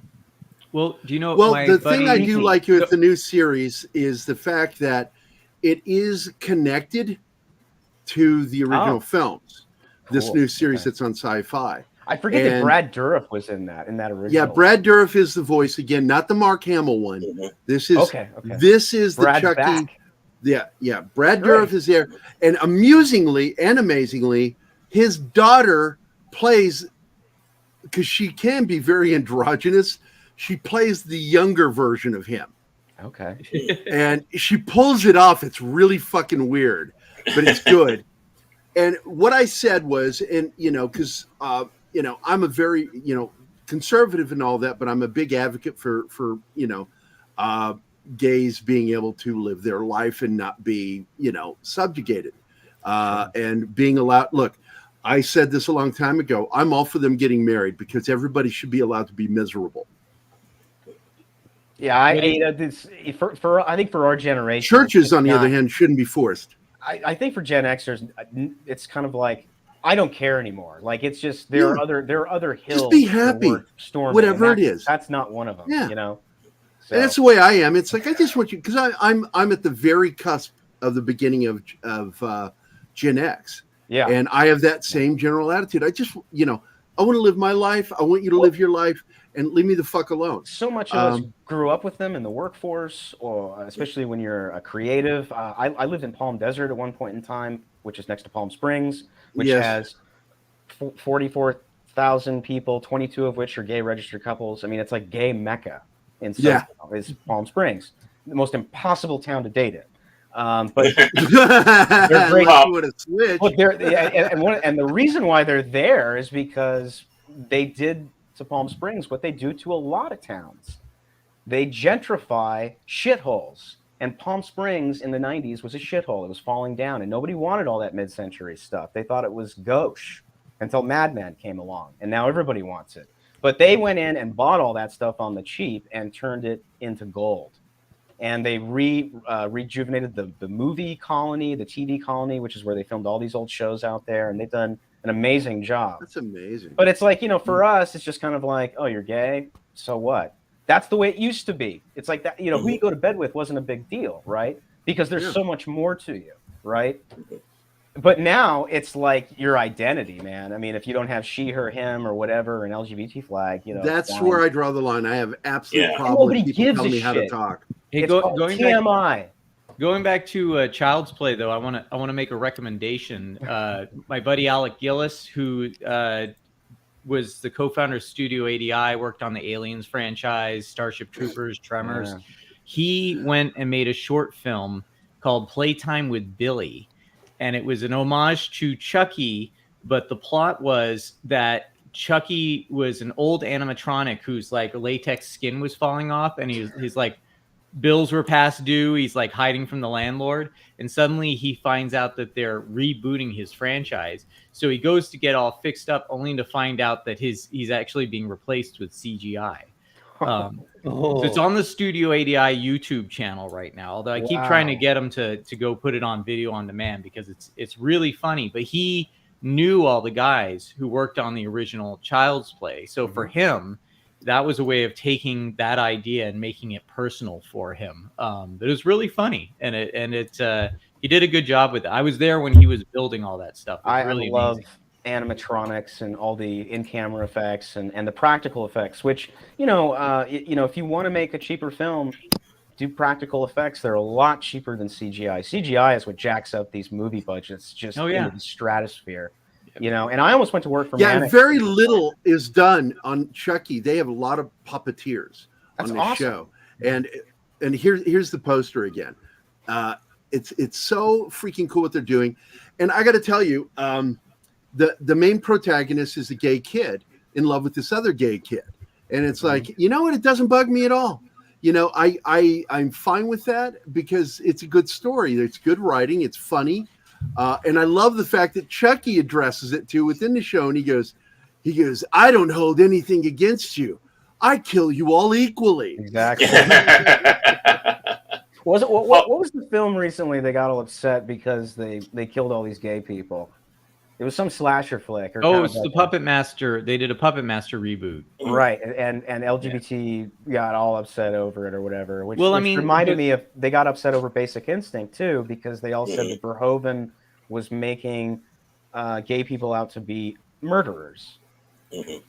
And he told them, and he's a super liberal guy. I mean, he's not a conservative, even though one could argue that some of his films are. Especially RoboCop, which he calls an American Jesus. But like, he told them all to fuck off. He was just like, I'm not changing anything, and I'm not going to bend to you. This is art, and this is my art. This is my movie. You go make your own movie, and then we'll see what's up. He made I miss artists who are like that, who are just like, you know what, fuck you.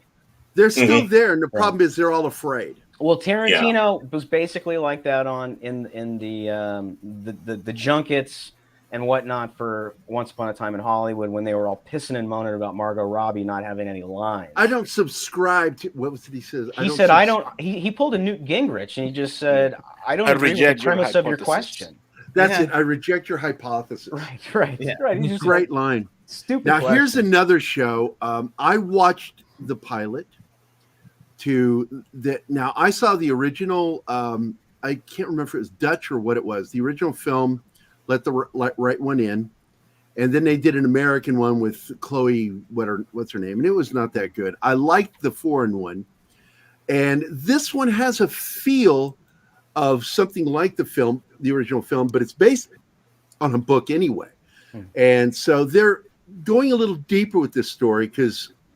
In the original premise of the film, the old man taking care of her is actually a boy that grew up taking care of her, that fell in love with her. That was one of the interpretations. Well, that was the interpretation of the original film, was that he was at the end of his line, and he sacrifices himself for her. And so the new little boy that she meets is going to be her new companion. And that's how it ends, on the train with him protecting her. And boom, there we go. The new series has a different look. We've got a new plot in there which is who made who, and that's part of the plot. And this person that is the father of one of these vampires that apparently made her, this girl, is trying to cure his vampirism so he can go out in the daytime. So that's a new plot. So they're kind of doing the Guillermo del Toro vampire series thing. They're adding that in there. And so I watched the first episode, and I got to say it was good. I'm not going to say it was great. It was good. Is that Ordiernak? What's that? Is that how you say his name? Ordiernak or whatever it is? Oh, I Bob from, isn't that Better Call Saul? Odenkirk. Oh, Bob Odenkirk. Odenkirk, is that how you say it? Yeah, Odenkirk. Yeah, he's not in it. Thank God. No. Looks like him on the cover, on that poster. Oh no, that's a Spanish actor. No, he's Mexican. Damian Bichir. Is he Mexican? Yeah. Damian Bichir. Okay. Yeah. He started out doing soap operas. Yeah, because I know him more for drama than anything else. Very good actor. He plays the father, and he actually is the father of this girl. I don't know what happened to the mother. We haven't been told yet, but they were apparently attacked in the woods by the other guy's son. We got that in the first episode. And I'm like, this is going to be interesting. I'm going to watch this, see if it stays good. I'm not going to call it great. Let me know if the season ends. Let me know if the season ends with the little girl telling her father, "You want to help me? Make me a better serum." I got to tell you, when he's on the train, we meet them on the train. They get to the new apartment, and he has to open a vein for her. And I was just like, now that's a dad. I raised a little girl by myself in Phoenix the last 3 years. I want her to see where I grew up, because I grew up in Camelback Apartments.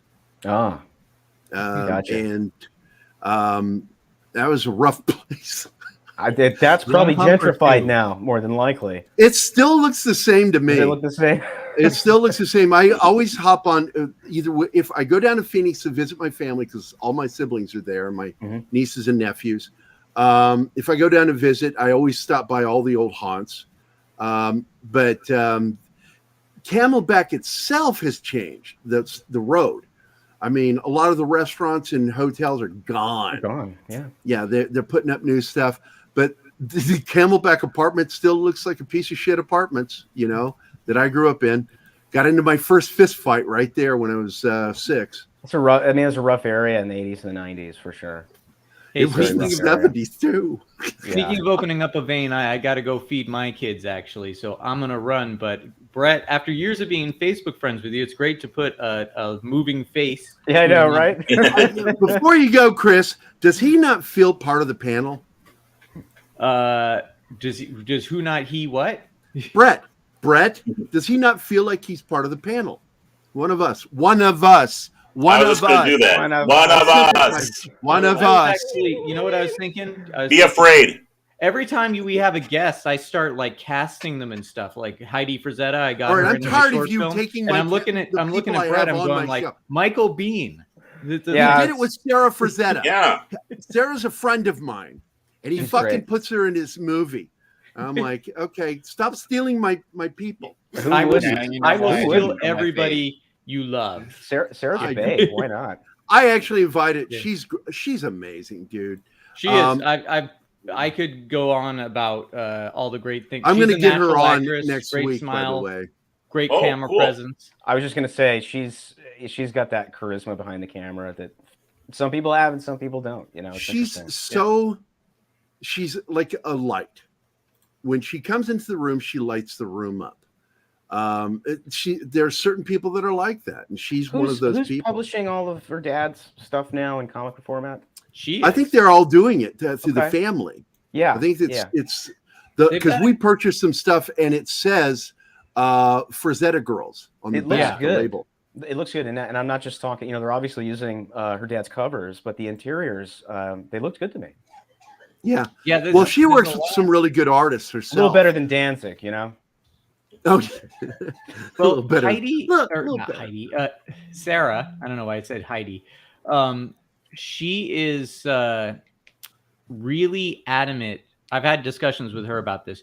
Very adamant in preserving her grandfather's legacy. She really has a hands-on approach to the whole thing.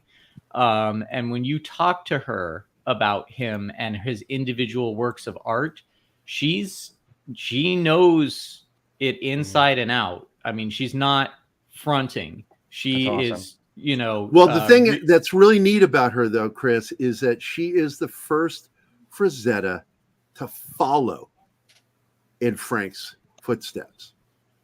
And I'm so pleased with that. It's unusual to have someone like her kind of take over and care. So many times the siblings don't care, you know, and they just sell everything or they sell the rights to whomever. Oh, they had some problems, my friend. They had some problems. Well, we've talked about it privately. We won't talk about it. That's kind of what I figured because I, you know, now that they're sort of getting all this organized and getting this stuff out, I figured something must have happened to where they one of the locked up the sons, rights probably or something. Well, one of the sons drove a bulldozer through the wall of the museum and took off with some artwork. It was back in 2011. And it got crazy, brother. It got crazy. It's all settled down and it's all settled now. That's the kind of stuff that happens, though. Usually, is you have family members that fight and don't agree, and so nothing ever really moves, and that's why you never see anything. I mean, the last time we saw anything was like I said, Verotic in the '90s was doing that stuff. Death Dealer and Jaguar God, as I recall. Simon Jaguar Bisley, God is one of my favorites. Yeah, Bisley was doing all the interiors. The coloring again, it was digital coloring. Well, Bisley, and I'm going to tell you something that I got to go, guys. But keep it going. Later, dude. Yeah, Chris, take care, buddy. Live long and prosper. That Frazetta wasn't a fan, and he had said some things about Bisley.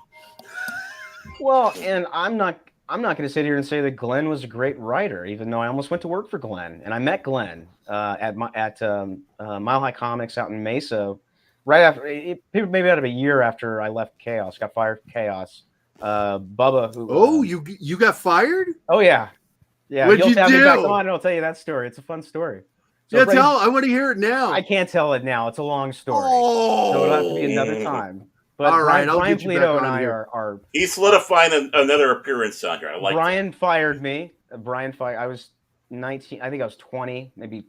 I think I was 20. I don't even think I was 21 years old. But I worked there for about a year and a half, 2 years. I did a lot of work, and I got fired.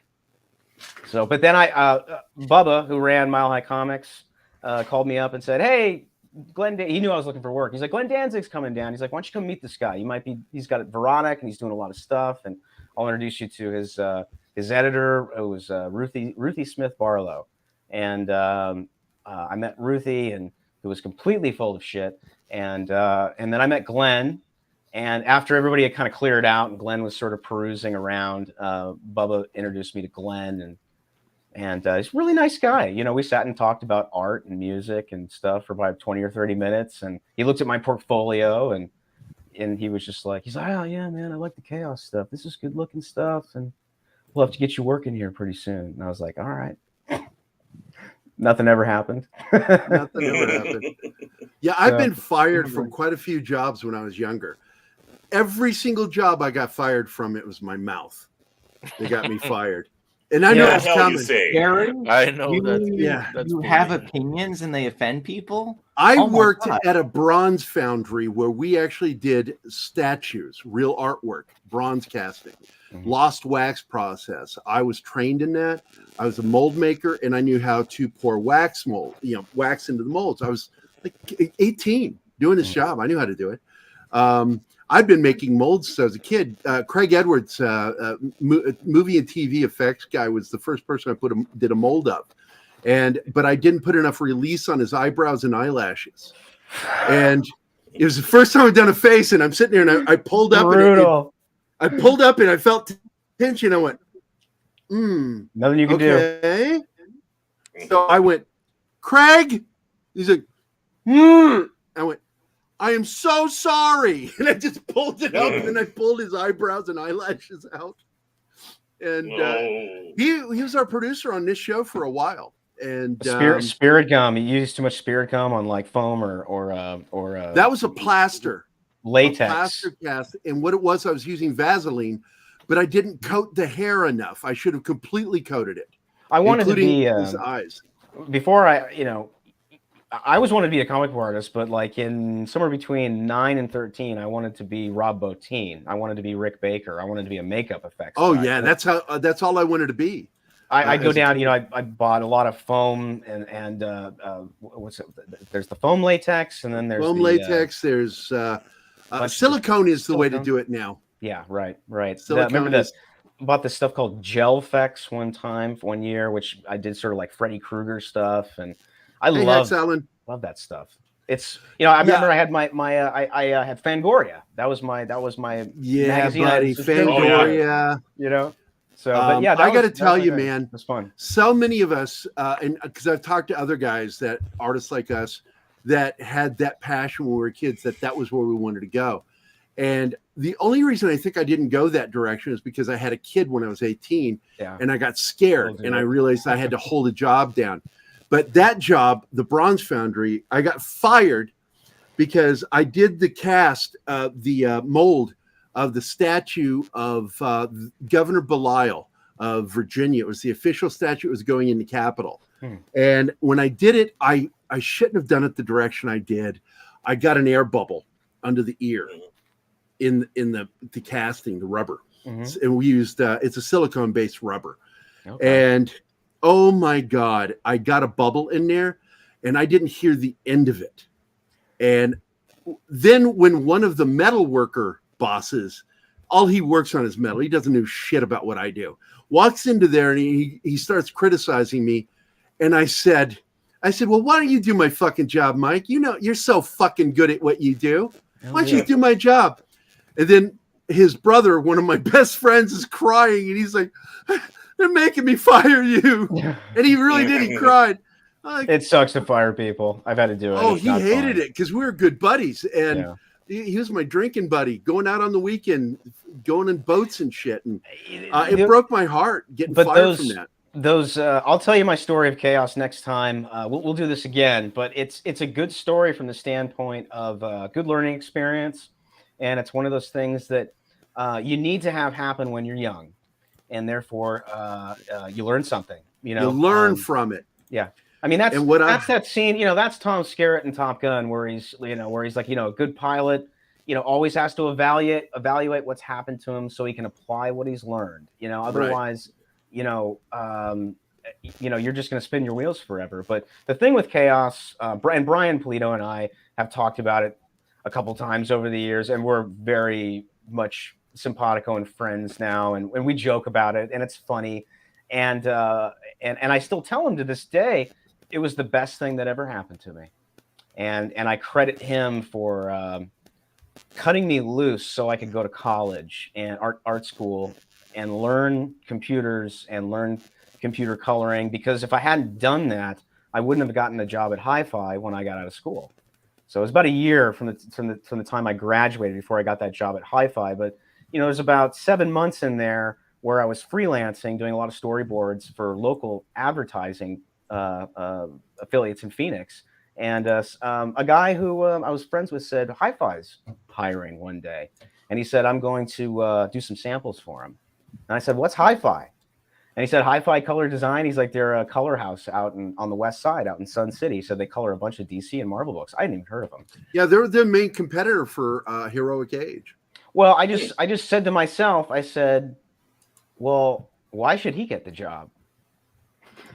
Yeah, right. So I drove out there and I went and knocked on the door and I showed him my portfolio.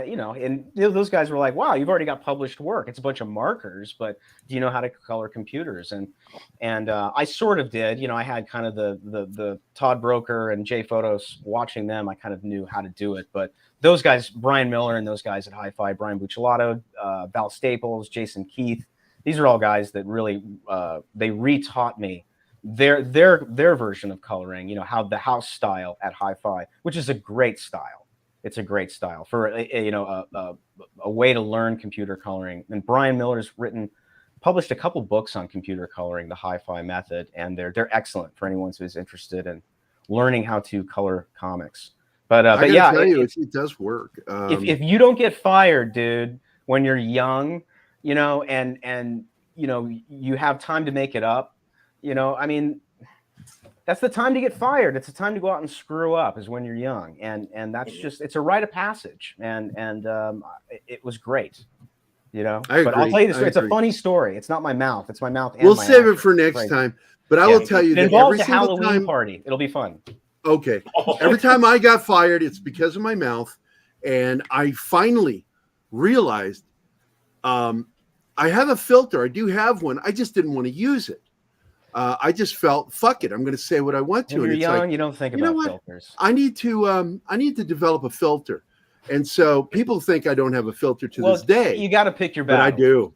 You got to pick your battles.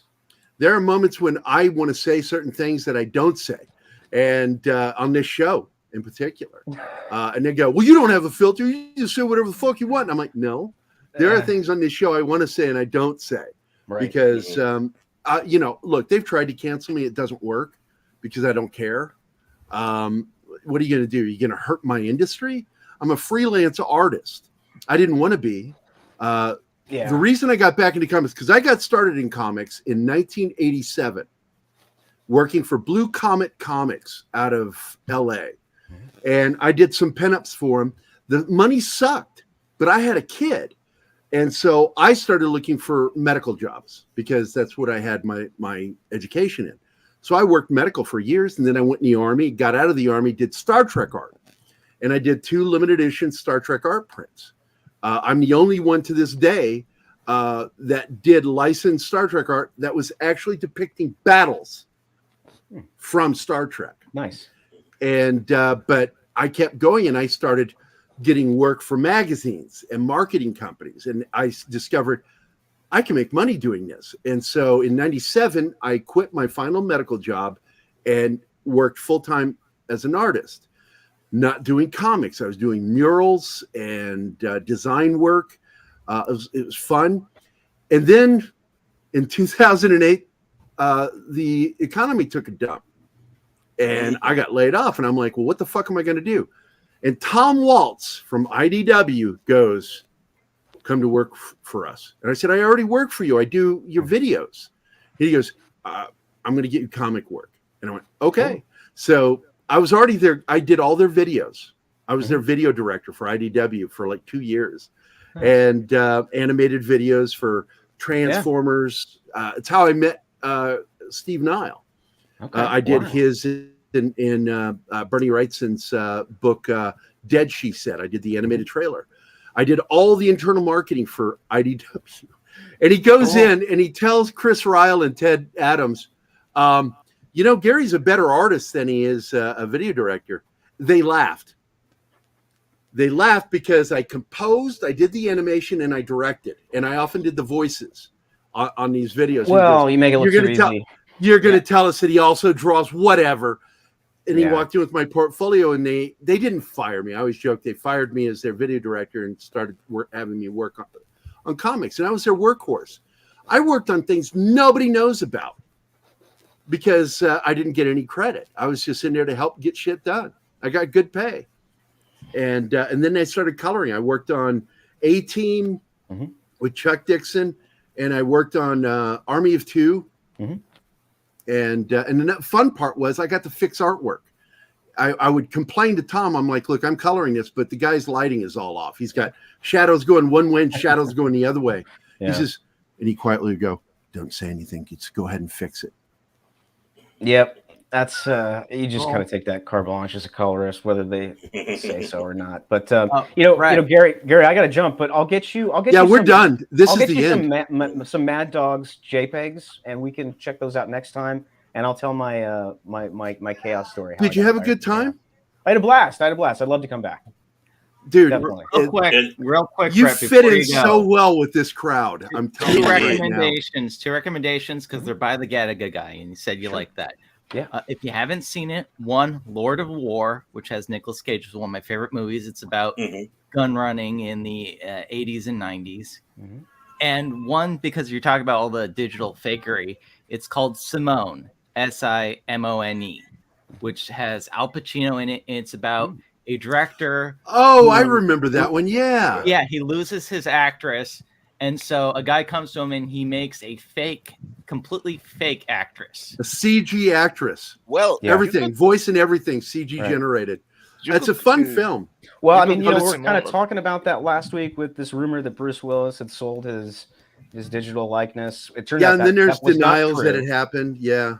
So that did not happen. Thank God that didn't happen, because I don't really want to see that necessarily. I did love either, man. To give a nod to Dangerous Days. I loved watching Ben Ford do his dad. There's probably nobody on the planet that can do a better impersonation of Harrison, and probably a really funny one than Ben. Yeah, because it's this from the end of the nose down to the chin is all Ben. And the eyes. By the way, here's another fun story. We lived in San Fernando for like a year. And I played with this kid. And I remember his mother yelling at us for playing in the yard when the pop-up sprinklers came on. And I remember his dad always working on a roof on a building in the back. I think it was a guest house or something like that. It was Harrison Ford, and it was Ben Ford. Sure, yeah. Small. And I'm like, holy shit, I went to school with Ben Ford. Yeah. I didn't know Willard, but I knew Ben. I lived in Venice, right next door to Venice High. And so just north of me was Ford's Filling Sounds Station. like you and I grew up around the same areas. Well, I lived out there for a year. I bailed out of Chicago after a winter and went to the beach and just lived in Venice for about a year and a half. But we went up Washington, Ford's Filling Station was up there. It's gone now. It's in the airport now. But it was a great restaurant. He's a very, very good chef and an interesting guy. Obviously different than his dad, but probably Scott Eastwood can do a good Clint.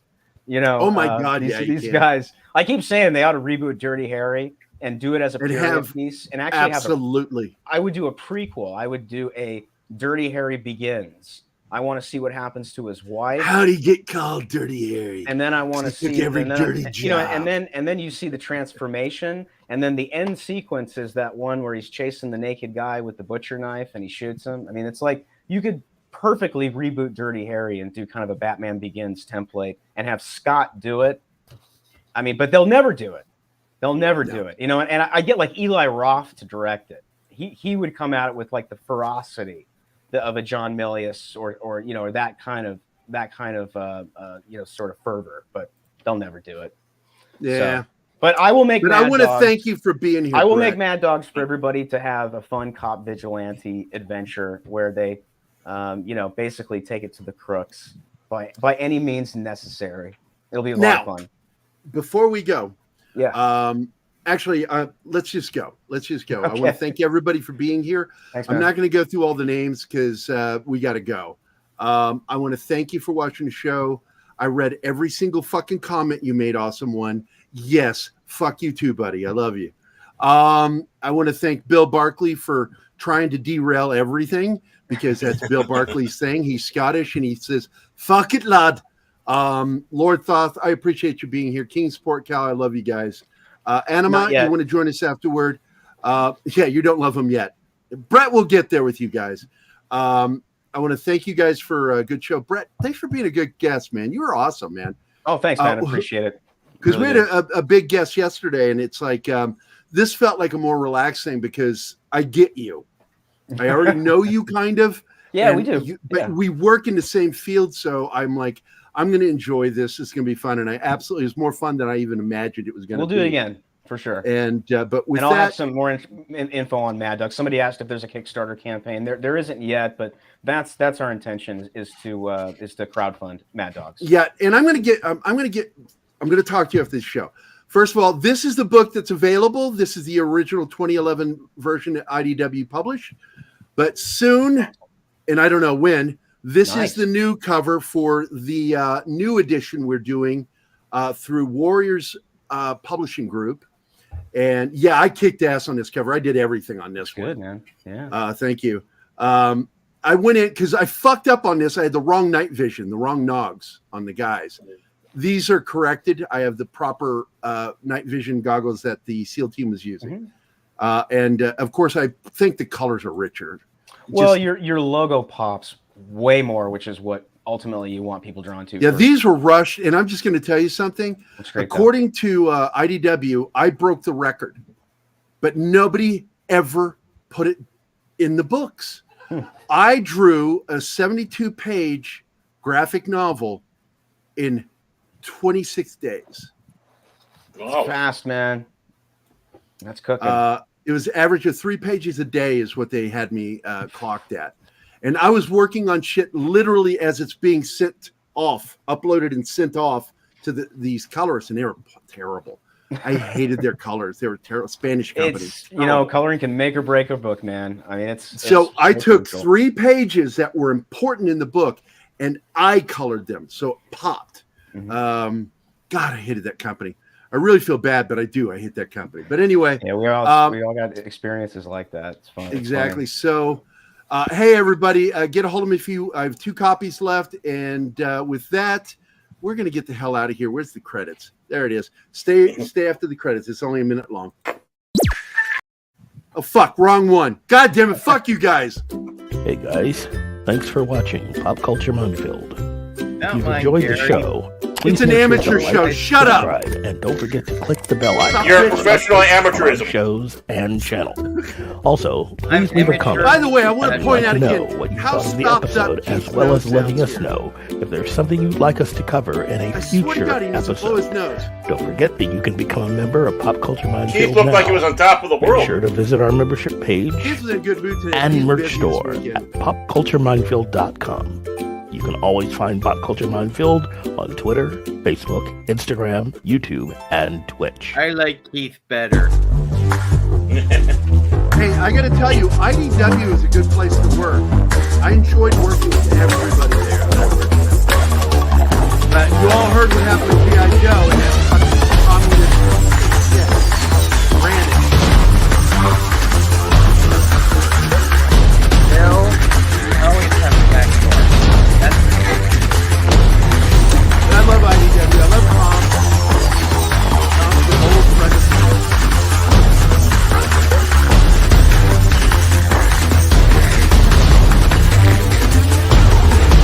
I love that IDW put out the entire Bloom County run. That's where they make a lot of their money is in reprints. Yeah.